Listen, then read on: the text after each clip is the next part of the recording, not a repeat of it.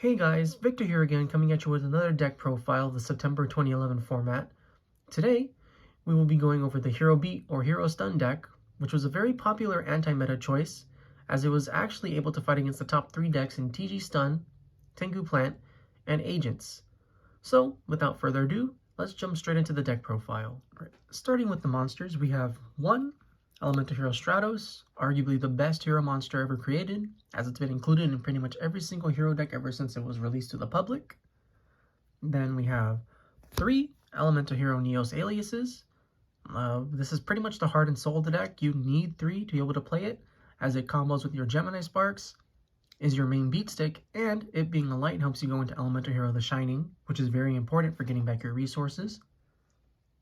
Then we play 1 Evocator Chevalier and 1 Crusader of Endymion. They're basically also treated as Neos alias in this deck. You just want them for the Gemini Spark target. But Chevalier has an added bonus of being a fire monster, which allows you to go into your Elemental Hero Nova Masters for free draws and basically just getting your engine going. And then next we have 2 Beast King Barbaroses.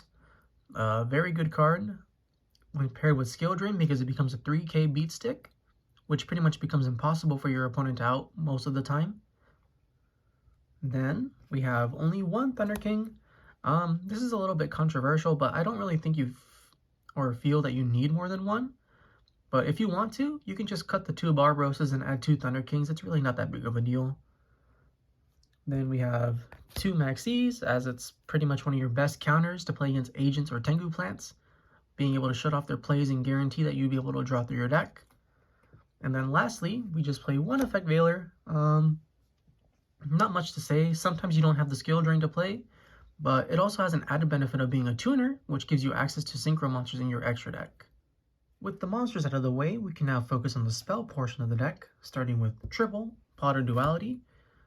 Fantastic card, allows you to reveal the top 3 cards of your deck and then add 1 to your hand. It's great for searching for any e-calls or stratoses or alias, whatever you may need, you just add it to your hand. You pretty much have to play 3 of this card. Then we have triple Miracle Fusion, also a great card, especially if you're going into the late game, because I can't tell you how many times you're playing against a hero player and then they top deck Miracle for game in this format. It's just a really great card to have in general. And then if you're able to summon the Shining, if the Shining gets destroyed, you can add back your Stratoses and your aliases. Then next, we have triple Gemini Spark, also very good, probably the best spell card in the entire deck, because it allows you to dodge cards like Bottomless Trap Hole or Deep Prison by tributing your Gemini monster and then also destroying another card for free. So you get a draw card, you fill up your graveyard, and you get rid of another one of your opponent's cards. It's arguable, but it's pretty safe to say that this is probably the, if not one of the best cards in the entire deck. Then we only play 1 Rhoda and 1 E-Emergency Call. You don't really need it in this type of deck, especially with Pot of Duality being at 3. You can pretty much consistently get to the card that you need always whenever you want it. And then lastly, we have the power 1-ofs being Heavy Storm, Dark Hole, Book of Moon, and Monste Reborn. What can I say? They're pretty much staples in every single deck that you might play. There's no reason to not include them into the deck. With the spells out of the way, we can now focus on the trap portion of the deck, starting with 1 Mirror Force, 1 Torrential Tribute, and 1 Call of the Haunted. These are pretty much staples for the most part in this deck. The only hard one to justify, I guess, for some people is Call of the Haunted. Instead, a lot of people prefer playing Hero Blast, but I feel like Call of the Haunted is a lot more versatile in what it can bring back, especially since we play cards like Beast King Barbaros, which when you bring it back with Call of the Haunted becomes a 3k beat stick, which gives a lot of decks trouble with beating over. But if you really want to, you can just play Hero Blast over 1 Call of the Haunted. It's really not that big of a deal. Then we play 1 Trap Deathshoot, probably one of the more ignorant cards in this format, since it pretty much gives you full knowledge of your opponent's hand and lets you decide how you want to approach it best. It's really good. If you can play it, you should. And then we play 1 Solemn Judgment and 2 Solemn Warnings. They're pretty much known as the Solemn Brigade for a reason. If you could play them, you were playing them. There was no reason not to.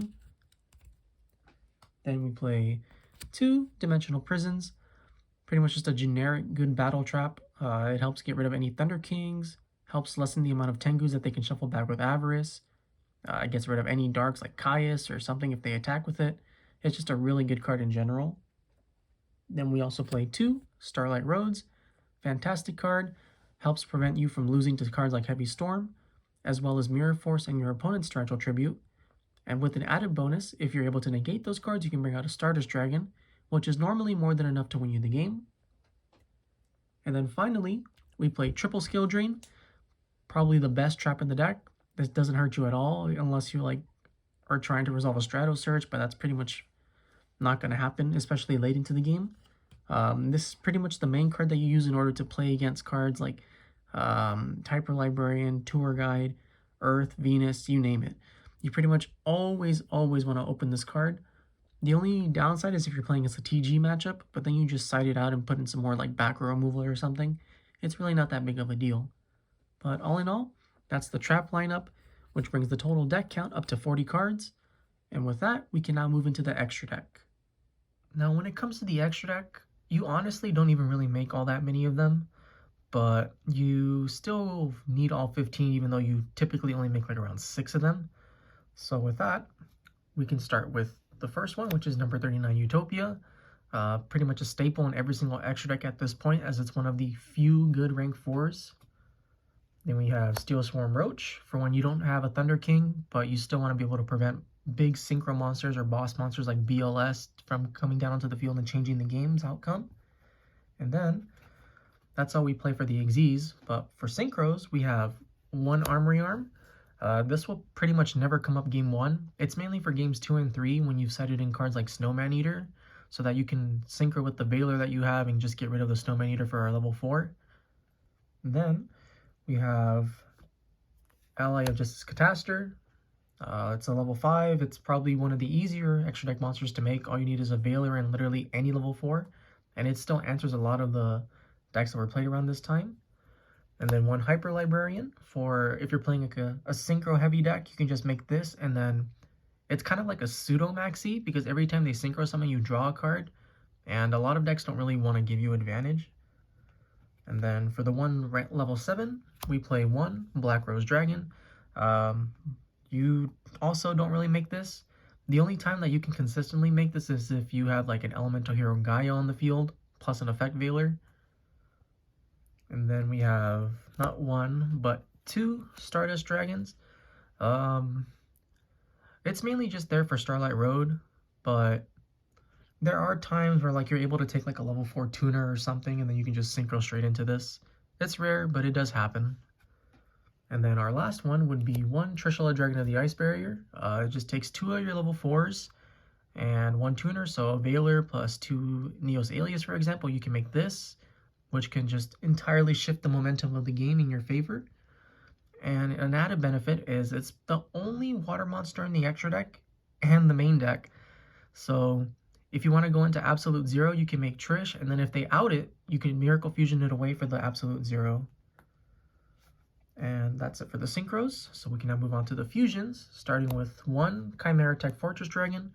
It's just really good card. If you ever play against machines, you side in your 2 Cyber Dragons and you contact, and it makes that matchup so much easier. And you play 1 Elemental Hero Gaia. It's an Omni Hero, it's Earth, so you normally use your Beast King Barbaroses once they've hit the graveyard for it. Then you have 1 Elemental Hero Nova Master. It's good. If you're able to summon this and you destroy a monster by battle, you get to draw a card. So it pretty much instantly threatens your opponent by giving you more advantage as the game goes on. Then we only play 1 Elemental Hero Absolute Zero. It's good, but it's honestly not summoned all that much game 1. It's mainly just like a game 2 or 3 card after you side into your Snowman Eaters or Penguin Soldiers or whatever else you may be wanting to play. But it's still a really good card, so you should always play 1 in the extra deck. And then lastly, we have 2 Elemental Hero The Shining. What can I say? This is literally the single best extra deck monster in the deck. You pretty much always want to go into this as soon as possible. And it's typically your game ender too, but even if it doesn't end the game, if it gets destroyed, it also helps recycle your Stratos and your aliases, which is an added bonus.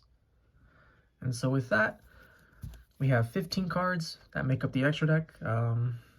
All in all, if you like the deck profile, feel free to drop a like, a comment, subscribe, you know the usual deal.